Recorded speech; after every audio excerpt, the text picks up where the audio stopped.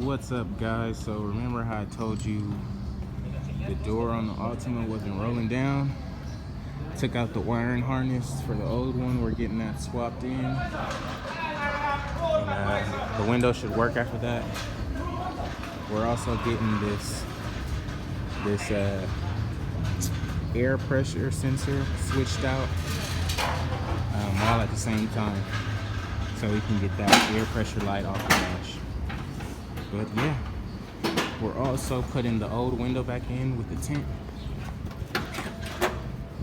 And taking out the old one that had no tint, so we don't gotta get tint anymore.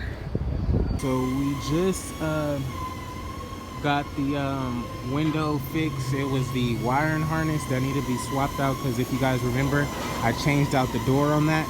So the door from that was like a manual, I guess, window, and this one's automatic, so it didn't fit properly, and it wouldn't read the automatic sensor. So we got that switched out. Now the window rolls up and down just fine. We had to come get the sensor put in for the tire that was cracked initially.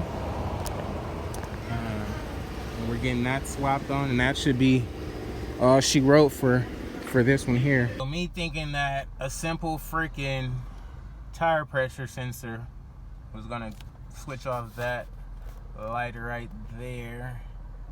It doesn't. So I don't know. We'll have to see what's going on, buddy boy. But I mean, hey, the windows rolls up and down, so that works for me. So what's up, guys? So we're looking around here. Got an empty space there. It means the Altima is gone, guys. It's sold. So now we just have the Yukon left, and I think somebody's gonna come pick it up today. If not, my buddy will come pick it up. So it will be gone this week. New projects coming, new updates. So stay tuned, guys. I just wanted to let you guys know.